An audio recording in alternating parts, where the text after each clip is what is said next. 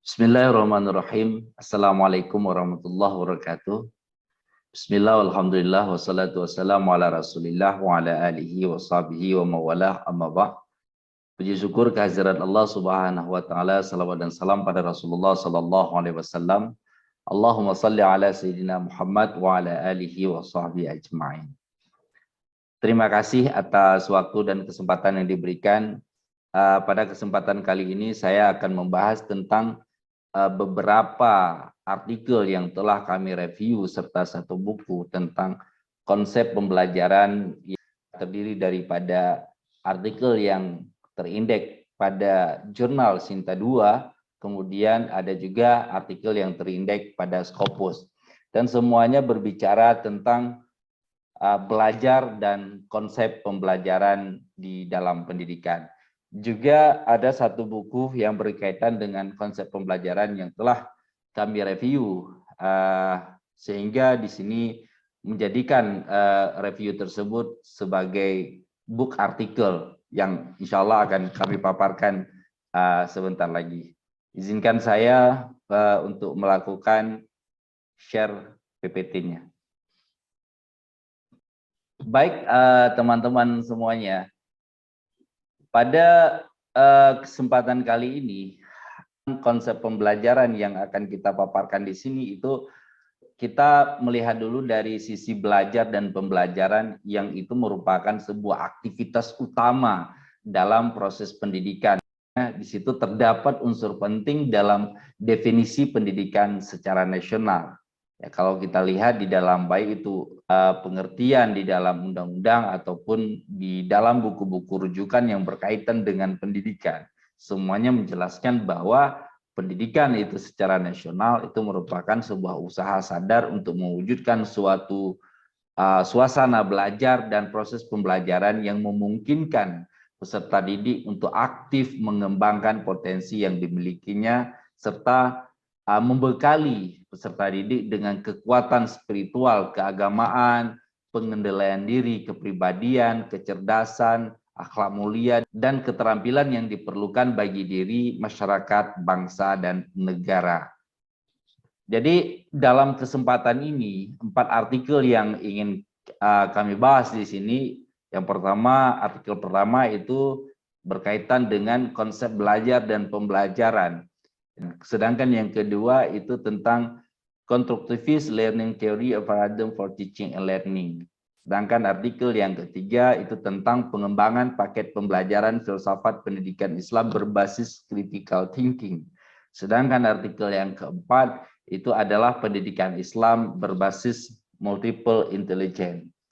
Nah, untuk artikel yang pertama, kalau kita lihat dari sisi latar belakang, konsep dasar dan metode yang diberikan oleh penulis itu sendiri, bahwa penulis pada artikel pertama itu melatar belakangi penulisannya itu dengan konsep belajar dan pembelajaran. Di sini penulis menyebutkan bahwa belajar dan pembelajaran itu merupakan sebuah komponen dan perangkat pembelajaran agar dapat diimplementasikan dalam bentuk interaksi yang bersifat edukatif dan diakhiri dengan mengukur nilai tingkat ketercapaian tujuan yang diharapkan. Nah, komponen-komponen pembelajaran yang dimaksud tersebut di sini yang dijelaskan oleh penulis artikel tersebut itu mencakup tujuan, materi, metode, media, dan sumber, evaluasi, peserta didik, guru, dan lingkungan. Dan selain itu, di dalam artikel itu juga penulis juga menyorot tentang proses perubahan tingkah laku dapat terjadi dalam berbagai kondisi berdasarkan penjelasan daripada ahli pendidikan dan psikologi. Untuk artikel yang pertama ini penulis menggunakan metode perbandingan literatur ataupun disebut juga dengan literatur komparatif method. Ya, dia menggunakan pendekatan interpretivisme. Metode ini memang telah lama digunakan oleh peneliti untuk menganalisis dan memberikan masukan mendalam terhadap isu-isu sosial. Nah, sedangkan untuk artikel yang kedua, itu penulis pada artikel yang kedua ini memulai pendapatnya mengenai batasan pentingnya pendidikan, yaitu bahwa guru tidak bisa begitu saja menyampaikan pengetahuan kepada siswa. Kemudian penulis dalam artikel ini di sini mengangkat teori belajar konstruktivisme yang menurutnya merupakan salah satu ide besar dalam pendidikan. Nah, penulis juga memulai kegelisahannya dengan pernyataan bahwa jika upaya kita dalam mereformasi pendidikan untuk siswa ingin berhasil, maka kita harus fokus pada siswa itu sendiri. Dalam hal ini fokus pembelajaran yang berpusat pada siswa itu mungkin merupakan kontribusi terpenting dari konstruktivisme. Oleh karena itu, memang artikel ini membahas teori tentang belajar konstruktivisme itu sebagai paradigma belajar mengajar. Kalau kita ingin melihat tentang teori konstruktivisme, itu bahwa konstruktivisme itu adalah teori belajar yang ditemukan dalam psikologi yang menjelaskan bagaimana orang dapat memperoleh pengetahuan dan belajar. Sedangkan metode penulisan dalam artikel yang kedua ini, metode yang digunakan juga sama sebenarnya dengan artikel yang pertama, yaitu menggunakan metode perbandingan literatur. Akan tetapi di sini penulis lebih menggunakan pendekatan deskriptif. Baik teman-teman semuanya, kita lanjut ke artikel yang ketiga. Untuk artikel yang ketiga, penulis pada artikel ketiga ini melatar belakangi penulisannya dengan menawarkan sebuah perubahan dalam pembelajaran filsafat pendidikan Islam. Nah, dari paradigma konvensional ke paradigma modern dengan tujuan agar pembelajarannya tercapai secara efektif dan efisien. Penulis di sini berasumsi bahwa paradigma pembelajaran modern itu akan memperlihatkan adanya hubungan yang jelas antar komponen dalam pembelajaran yang sangat bervariasi. Sebagai teori utama yang digunakan oleh penulis pada artikel yang kedua, artikel yang ketiga ini adalah teori Gale. Nah, sedangkan dalam proses pengembangan penulis itu mengacu kepada langkah-langkah pengembangan instruksional yang diberikan oleh Dick and Carey. Bahkan di sini juga di dalam artikel ketiga ini penulis melatar belakangi kajiannya dengan kasus yang terjadi pada institusinya.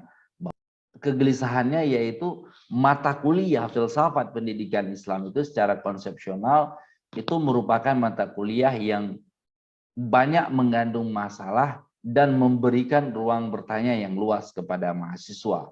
Nah, di sini penulis menggunakan metode dalam penelitiannya, menggunakan metode penelitian dan pengembangan. Sedangkan untuk proses penelitian, itu penulis menggunakan paradigma kualitatif dengan metode wawancara dan observasi, serta penulis juga serta dianalisis dengan cara deskriptif.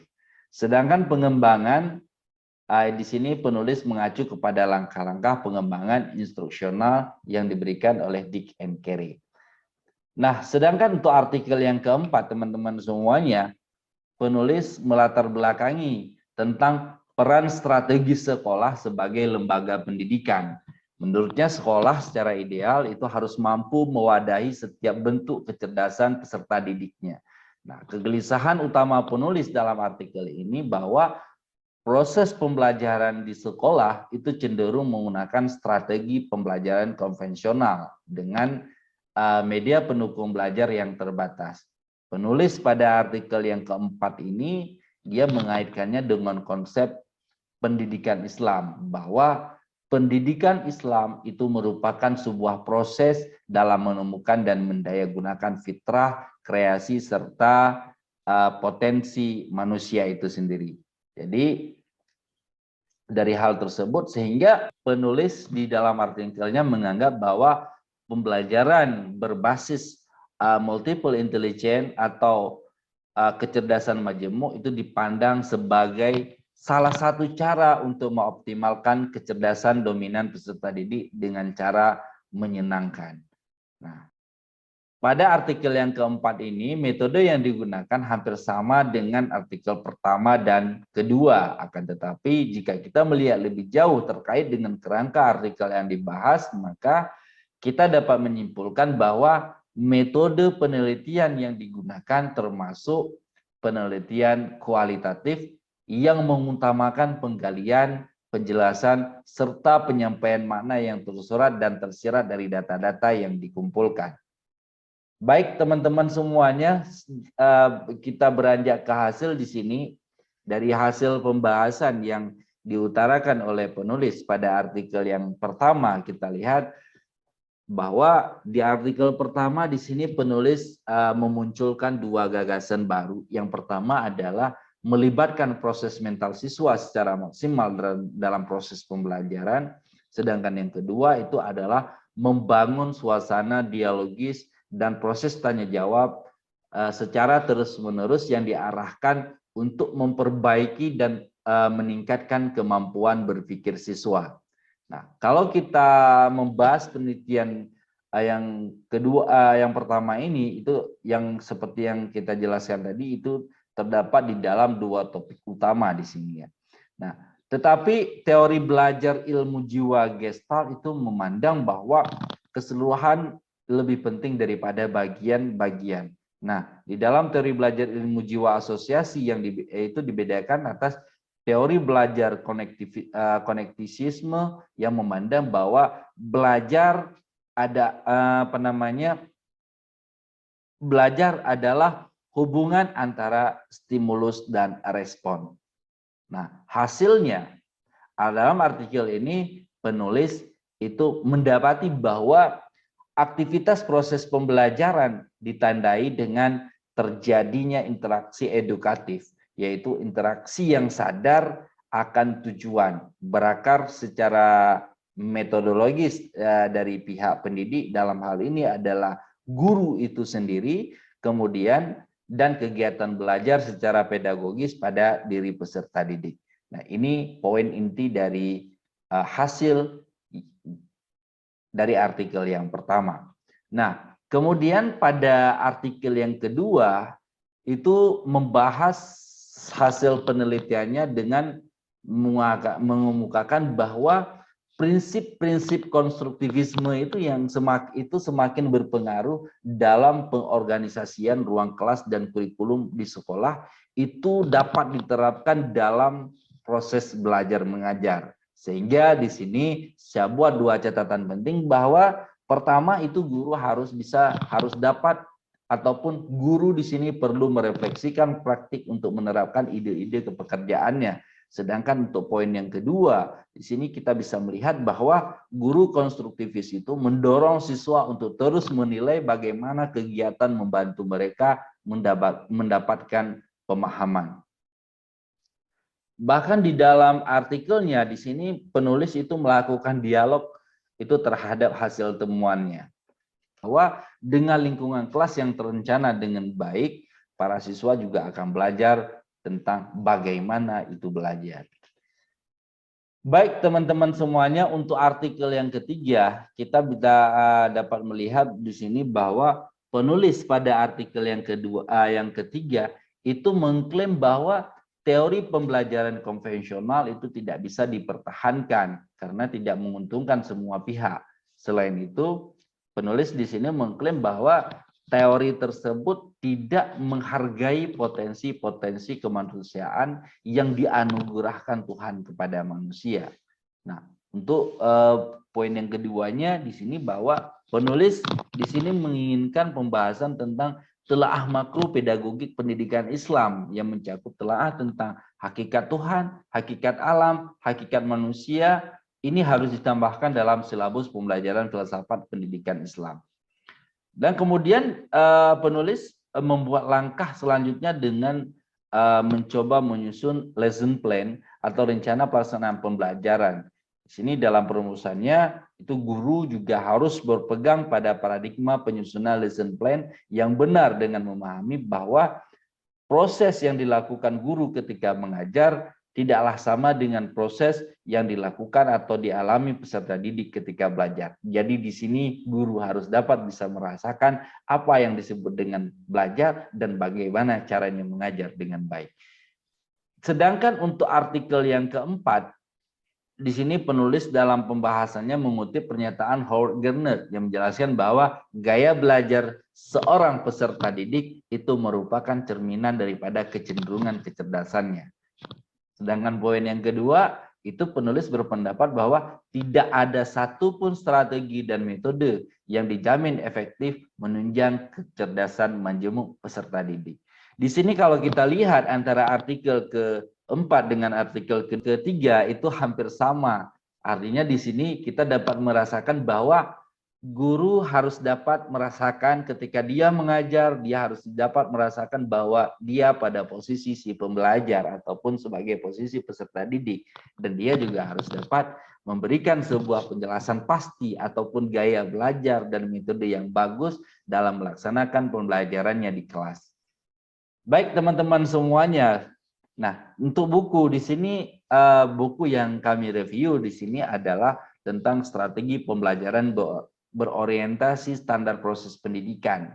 Buku ini dikarang ataupun ditulis oleh Profesor Dr. Haji Wina Sanjaya MPD, dan buku itu diterbitkan oleh Renada Media Group yang terbit pada tahun 2013. Tebal buku itu sekitar 350 halaman ya, lebih kurang. Dan di dalam buku tersebut itu membahas dengan cukup mendetail memang mengenai strategi pembelajaran melalui dari unsur-unsurnya, bagaimana setiap unsur itu memenuhi persyaratan hingga jenis-jenis strategi pembelajaran.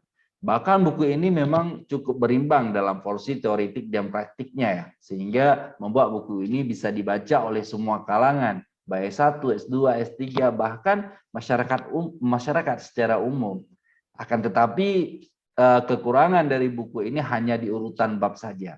Di sini saya juga menjelaskan sedikit tentang urutan bab tersebut.